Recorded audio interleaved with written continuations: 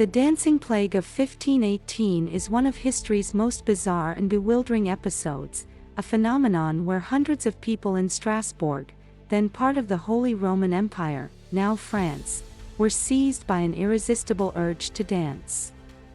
This strange event unfolded over several weeks, starting in July 1518, when a woman, Frau Trophia, began dancing fervently in the streets without any apparent reason. Her solitary performance rapidly escalated as dozens, and eventually hundreds, joined in, dancing for days or weeks without rest, leading to exhaustion, injuries, and even deaths.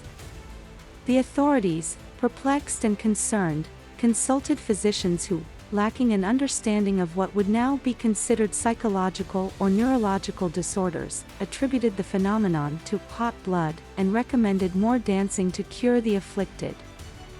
Halls, markets, and even a specially constructed wooden stage were provided for the dancers.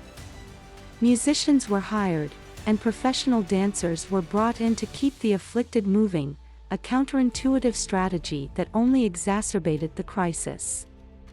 The spectacle was horrifying. Dancers, mostly women, were unable to control their bodies, flailing and jumping until they collapsed from fatigue.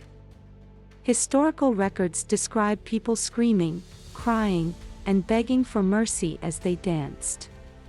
By the time the plague subsided in early September, numerous participants had died from heart attacks, strokes, or exhaustion.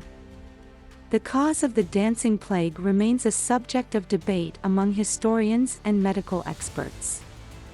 Several theories have been proposed to explain the phenomenon.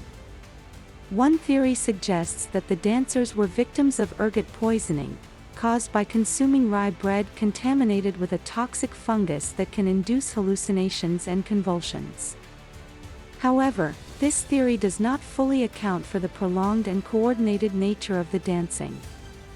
Psychological explanations, such as mass hysteria or mass psychogenic illness, offer another perspective.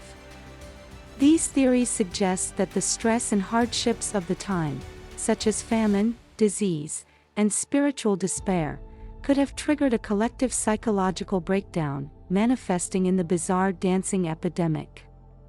Some cultural historians view the event through the lens of religious and superstitious beliefs of the era, suggesting that the dance could have been a ritualistic or cathartic act, a form of relief or a plea for divine intervention in desperate times.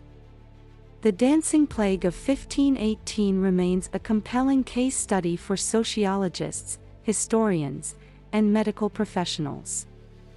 It highlights how cultural, environmental, and psychological factors can converge in extraordinary ways, leading to episodes that defy straightforward explanation. This event is a testament to the complexities of the human mind and body, as well as the profound impact of societal stresses on individual and collective behavior.